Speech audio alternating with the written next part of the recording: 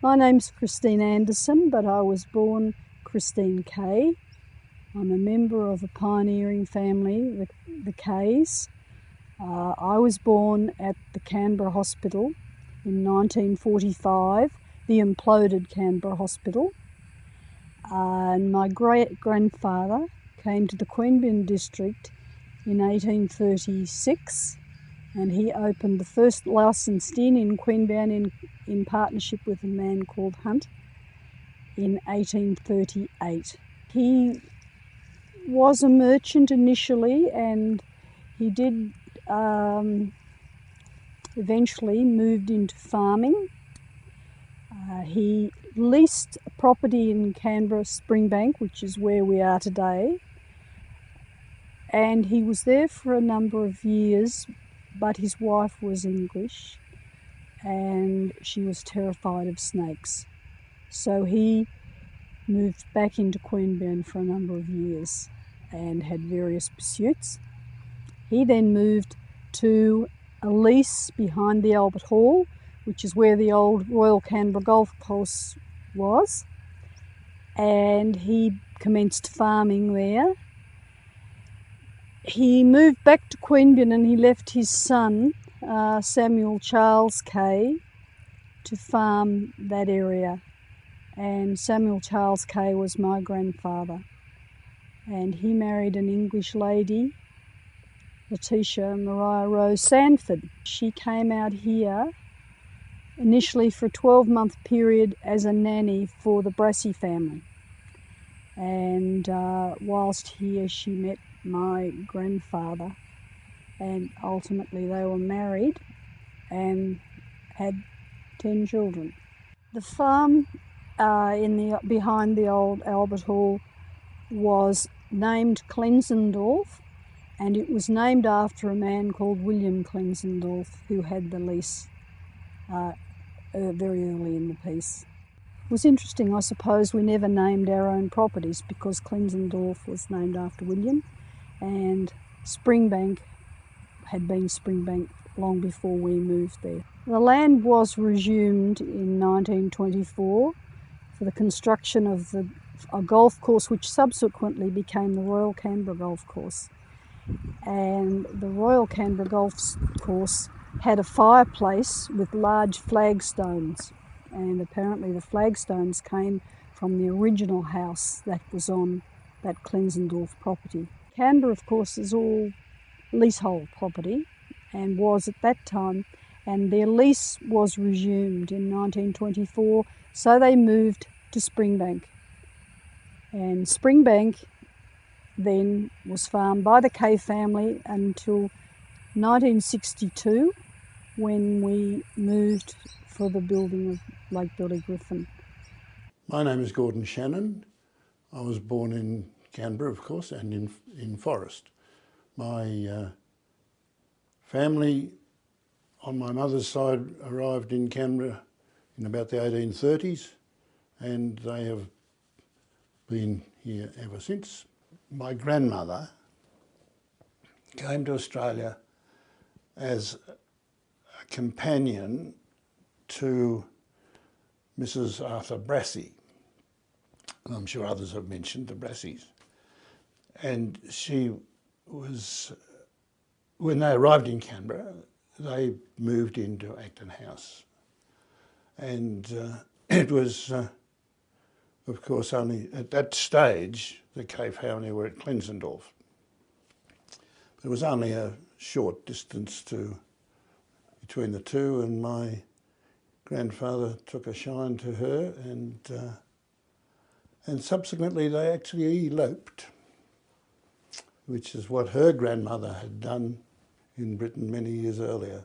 My mother was born in Klensendorlffe, as was her father, and they lived there until 1924, when the development of Canberra caused them to have to move out of Klensendorlffe and back to Springbank, which is where the family had started. The original Joseph Kaye had first settled there in the 1830s. My mother and the family visited Springbank every Sunday for afternoon tea. A lot of that didn't mean anything to me at the time, of course, but in a sense it was a second home. The most outstanding memory is my father, who was a very keen gardener, took advantage of all the cow manure that was left over in the dairy farm, and every Sunday he and I spent most of the time filling up chaff bags with cow manure, which I didn't find a particularly thrilling exercise, but we did have a lovely garden.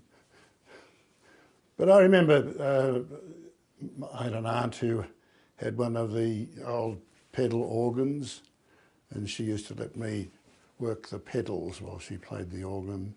And I can remember, although they did have electricity about the time I was born, they still had all the old kerosene lamps and so on in the house, and I can remember that quite clearly.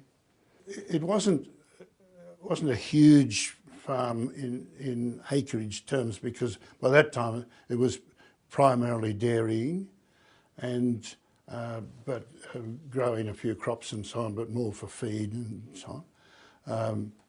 So it wasn't huge, but I mean, my memory of it is, of course, that a lot of the crops they grew were on the racetrack, which was just outside their front door, because that area, as you know, was a big sporting area in Canberra. It was not just a racetrack, it had a golf course on it, they played football on it, and the family grazed their sheep on it, and and that was literally 50 metres from the front door of the house. I can remember the wool shed that was sort of almost at the extent of what I believed to be the farm. In between that and the farmhouse, there was the milking machines, the little pizza hut that they separated the milk and made the butter in. And then at the back of the house there was what I thought was a huge orchard, and it grew all sorts of wonderful things like quinces and so on, which I love, and walnuts, and it was quite a place for kids to climb trees and generally have fun. The family actually started dairying when they lived at Klensendorlffe, and they also had a mixed farm there too. So they grew vegetables and they had a few cattle and sheep and so on. And they did the same when they moved to Springbank. We were primarily dairy farmers, but we grew crops there largely for feeding the cattle. And we grew lucerne, we grew corn, oats, and I think they grew a bit of barley, but I don't remember that. That was pre my time. Whilst we lived on the farm, we did lease the central area of the racecourse. The racecourse was immediately in front of Springbank Island, between Springbank Island and what is now Old Canberra House.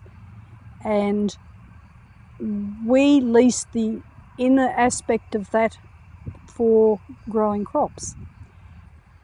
The interesting thing I think about oats, something you don't see today, it was very labour intensive.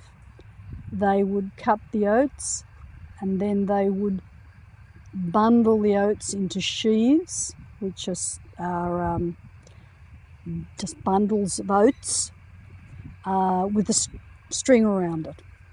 And then those sheaves had to be put into little triangular houses in the paddock, and they were called stooks. And they had to stay in the stooks until the hay dried, till the oats dried. Then it would be all loaded up onto a truck, or in the early days it would have been a horse-drawn vehicle, and were taken to the home paddock. And my Uncle Joe used to build circular house, looked like a circular house with a pointed roof. They were quite difficult to build, you just couldn't do it normally, but that was his specialty, and that's what they did. And you always had the grain part of the sheaf inwards, so then the grain was protected. And then when you needed that fodder, it was put into a chaff cutter. I remember my cousin Ted almost lost the tip of his finger one day when he was helping and pushing the sheaves in. You'd put them on a wooden runner and push it through, and then there'd be these, OH&S would be appalled, but anyway, you'd push it into this machine and would chop it all up, the chaff, and then it would come out the other end and be bagged. But the dust was incredible and the noise was incredible, and there were no masks and no ear protection or any of that. And then that was used as fodder in the winter. We had a very large bale feeder, I guess, held about, I can't remember, probably 24, 26 cows at a time. And they would be driven in, and there'd be a bale for each cow, and each cow would have its own little pile of food, and that was to keep the milk fat up and so on. If you didn't feed the cattle properly, you didn't get the butterfat count. And then the dairy wouldn't accept the milk. It had to be a certain level of butterfats. My Uncle Gordon, he had a ute and he used to deliver. Before my memory, he used to deliver directly to homes, and he had a milk run, and he, they'd milk all day, then he'd get the milk, and then early in the morning he'd have to go around and deliver milk. But then the Dairy Farmers Cooperative came in, I think probably the beginning of the 50s, but I'm not sure about that. And then they became the sole receiver of milk, and there were more rules and regulations about what you could and couldn't do. So our milk used to go in 10-gallon cans from the farm over to the dairy in Kingston, where the Canberra milk people are now. Used to go over there, and they'd keep a tally of which dairy and how much came in and that sort of thing. My uncle used to take the milk twice a day, but probably about 1958, 59, something like that. The dairy were no longer going to take milk twice a day. So that meant every farm had to have a refrigeration system to keep the milk until the next milking. So you'd get effectively 2 milkings before it went to the dairy. So we had to put in a big refrigeration system not that many years before the farm ceased, and in order to get the refrigeration system in, they had to demolish part of the dairy wall because it was a big, you can imagine in those days, big machine. But cleanliness was a huge issue too, being a dairy. My dad in particular, and my uncles, they would notice a cow slightly lifting its tail if the cow was in the bales, and they'd rush over and get this very large, very flat shovel, and they'd go up behind the cow and stand there like this, ready to catch the deposit, because if they didn't and it went on the ground, then it involved disinfecting and hosing and all sorts of things. So that's what they did. But of course, in the early days it was just milk straight into the cans, but as time went on, the system had to be scrupulously clean, and we had a boiler which was wood driven. So that meant chopping wood. Dad would start early in the morning, light the fire.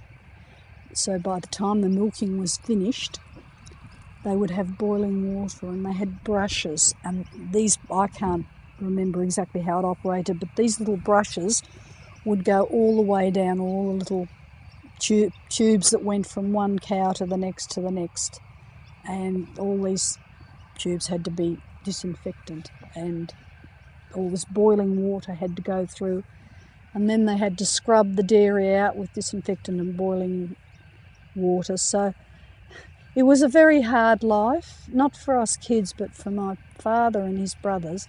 It was a very hard life because you didn't only milk the cows. There was all this that went on after each milking. The preparation was huge. And then in between that, they'd be putting in crops. And in those days, in the latter part of the farm, sometimes they got contractors in to bring in the harvest or to do parts of the jobs. But when I was very young, Dad and his brothers did it all. And my dad, he didn't like technology.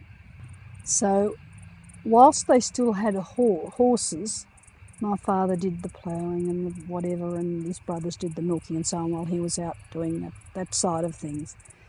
When they got a tractor, the other brothers took over that because my father wouldn't drive. I think one of the sad things was there was a Kaye dairy on that farm, and they're very rare in the district now, and the Kaye dairy was demolished when we left the farm. It had walls probably 2 feet thick, and it was whitewashed. It had a galvanised iron roof when I was growing up, but prior to that, obviously, it had a different kind of roof. I think it was probably, I don't know, maybe rush or something, I don't know. But today you wouldn't be allowed to demolish it, and it's sad that in fact it was.